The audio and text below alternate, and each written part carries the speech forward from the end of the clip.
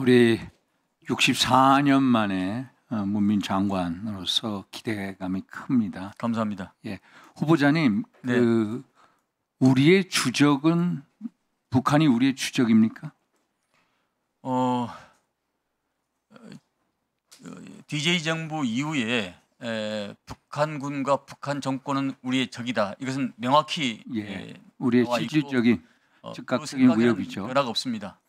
그러나 북한은 우리의 주적이냐? 네. 이거에 대한 대답은? 북한뿐만 아니라 우리의 영토, 영의 영공을 위협하는 것은 다 우리의 적 아니겠습니까? 북한은 우리에게 실질적 군사적 위협이면서도 어떤 통일의 파트너죠. 그렇습니다. 통일의 파트너로서 특수한 잠정적 특수 관계에 있죠. 천안함 폭침 2010년이죠. 3월 26일. 천안함 폭침의 이 책임 주체는 누구입니까? 천안함 폭침의 책임 주체는 북한 정권과 북한군이라고 할 수 있습니다. 예, 북한군이죠. 네. 그러면 천안함 폭침이 당시 MB 정부의 강경책 때문에 원인이 있다. 정동영 우리 외교부 장관 후보자님 어제 그렇게 말씀하셨는데 그거 동의하십니까? 저는 북한을 항상 두 얼굴로 바라봐야 된다고 생각을 항상 갖고 있는 사람 중에 한 명입니다. 북한은 6.25 전쟁 이후에 항상 호시탐탐 우리 남한을 노렸기 때문에 그런 일관된 신념과에는 변화가 없습니다. 진보 보수 정권을 뛰어넘어서 북한이 하는 것은 항상 우리가 퀘션 마크를 바라보고서 바라봐야 되고 또 어떤 때는 동족으로서의 또 두 눈으로 또 바라볼 수 있는 그런 후보자님, 그러니까 당시 MB 정부의 강경책 때문에 천안함 폭침 북한이 단행했다. 동의하십니까? 그건 뭐 보는 사람 입장에서 약간 다를 수 있겠습니다. 근데 뭐 꼭 단순히 그 이유만은 아니라고 생각합니다. 예, 사실 저는 MB 정부의 강경책이 아니라 북한 정권의 강경책이죠. 예를 들어서 MB 정부가 태동한 다음에 제가 기억하기로 2008년 7월 달인가 박왕자 씨 피살 사건이 금강산 여행객이죠. 피살 사건이 그거 보면은 의도된 계획된 사살이었습니다. 의도된 계획된 사살. 그래서 MB 정부가 당연히 우리 대한민국 국민 박왕자 씨에 대해서 피살 사건에 대해서 책임 규명해라. 진상 규명해라.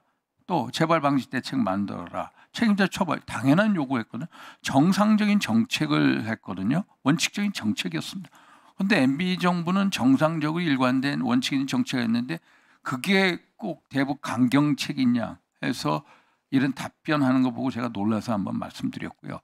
전작권 전환 어느 정도 기간을 보십니까? 조금 전에 5년 내로 하신다는 거죠? 전작권 전환은 먼저 이재명 정부 이내에 전환을 목표로 하는 거죠. 그게 어떤 시간적 개념이 아니라 조건적 개념 아닙니까?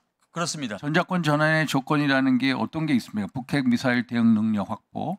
이건 조건이고요. 예, 연합 방위 태세 능력, 안보 환경 이런 게 있어야 되지 않습니까? 그렇습니다. 그런 조건에 기반한 만약에 전작권 전환을 받으면 우리의 군사비가 어느 정도 증폭되리라고 보십니까, 후보자님? 뭐 연구 결과에 따라서 약간 상이한 차이는 있습니다만 21조 정도를 판단하고 있습니다. 뭐 C4I나 예를 들어서 정찰 감시 뭐 등등등해서 21조, 27조다. 저는 제가 계획하고 제 생각에는 전작권 전환은 그냥 전작권 전환 끝나지 않는다. 주한미군 감축도 하고 같이 어울려진다. 그렇게 되면은 우리가 담당해야 되는 군사비 증가가 21조, 27조가 아니라 100조 원을 넘어설 거다. 지금 국가 부채가 1,300조 아닙니까?